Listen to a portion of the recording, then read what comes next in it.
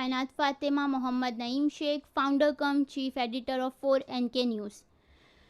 दोस्तों, आज का जो एपिसोड है वो एक नॉलेजेबल चीज़ पर मबनी है, बेस्ड है।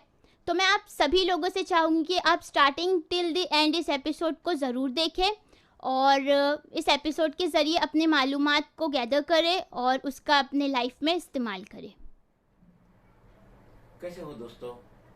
मैं Mohammad Naeem Shaikh, founder cum national president of regional political party M political party.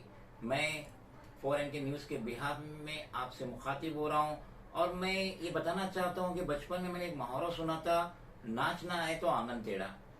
अब जाके मुझे इसका एहसास हो रहा और उसका परफेक्ट मीनिंग मालूम पड़ी, क्योंकि हमारे जो एक्सटर्नल अफेयर मिनिस्टर है सुब्रमण्यम जयशंकर, ये 31 मई 2019 से देश के एक्सटर्नल अफेयर मिनिस्टर है और मिनिस्टर बनने के बाद ही राज्यसभा के मेंबर बने। 5 जुलाई 2019 को ये राज्यसभा के मेंबर बने। मगर मेरी जिंदगी में जब से मैंने होश संभाला, मैंने इतना कमजोर एक्सटर्नल अफेयर मिनिस्टर हमारे देश में नहीं देखा, क्योंकि ये पूरे तौर से खारजा पॉलिसी में पूरे तौर से ये नाकाम हुए हैं और इनकी वजह से मेरे लिहाज से, अकॉर्डिंग टू माय नॉलेज, हमारे मुल्क को बहुत ही ज्यादा नुकसान हो रहा है। According to leading newspaper Mumbai 27 October Wednesday 2021, उसमें ये बताया गया है कि सऊदी अरब ने 4.2 बिलियन यूएस डॉलर की पाकिस्तान को मदद की है, क्योंकि पाकिस्तान का जो फॉरेन एक्सचेंज रिजर्व था, वो पिछले 5 हफ्तों से बहुत ही नीचे दर पे जा रहा था, जिसकी वजह से पाकिस्तान की करेंसी यूएस डॉलर के अगेंस्ट में बहुत ही कमज़ोर हो रही थी। लेकिन जैसे ही न्यूज़पेपर में इसके बेल आउट की खबर आई कि सऊदी अरब पाकिस्तान को 4.2 बिलियन यूएस डॉलर की मदद कर रहा है, उसी वक्त पाकिस्तान का जो इक्विटी एक्सचेंज है उसने 1.14% की अपर जंप मारी। तो मैं ये कहना चाहता हूँ कि पाकिस्तान से ज़्यादा बेहतर ताल्लुकात प्रायर टू बीजेपी सऊदी अरब से हमारे अच्छे थे। सऊदी अरब हमारा एक अच्छा दोस्त था, हम उससे ऑयल लेते थे, अदर गैसेस लेते थे और हमारी बहुत अच्छी सेटिंग थी सऊदी अरब से। लेकिन जब से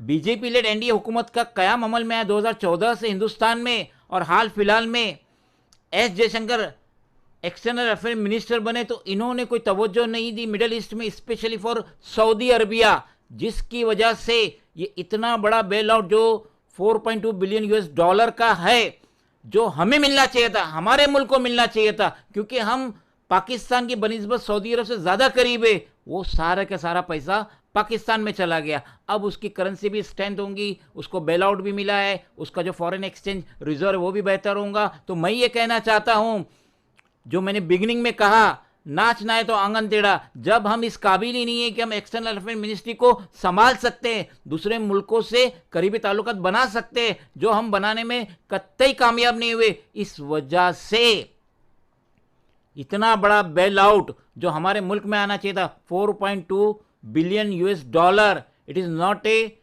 ऑर्डिनरी अमाउंट, छोटी अमाउंट नहीं है। इतना पैसा हमारे मुल्क में आता तो हम ना जाने कितनी तरक्की करते, हमारी फलाह बहबूद होती, हमारी करेंसी की भी स्ट्रेंथ बढ़ती। लेकिन मोदी हुकूमत सिवाय अदानी और अंबानी के इन्हें कोई नज़र नहीं आ रहा है, इनको अपने पड़ोसी देश नज़र नहीं आ रहे, इनको मिडिल ईस्ट नज़र नहीं आ रहा है, और एक अच्छा दोस्त किंगडम ऑफ सऊदी अरबिया, हमसे अच्छे ताल्लुकात होते हुए भी खारजा पॉलिसी बराबर ना होने की वजह से हाल फिलहाल में उसका रुख इस वक्त पाकिस्तान की तरफ हो गया। ये हमारे लिए बहुत ही बड़ी शर्म की बात है। दोस्तों, मैं उम्मीद करती हूँ कि आप हमारे इस न्यूज़ चैनल को जो है बहुत ही ज़्यादा सपोर्ट करेंगे और अपनी मोहब्बत दस्तयाब करेंगे।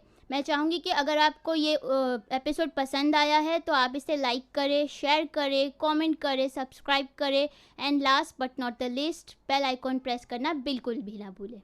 शुक्रिया।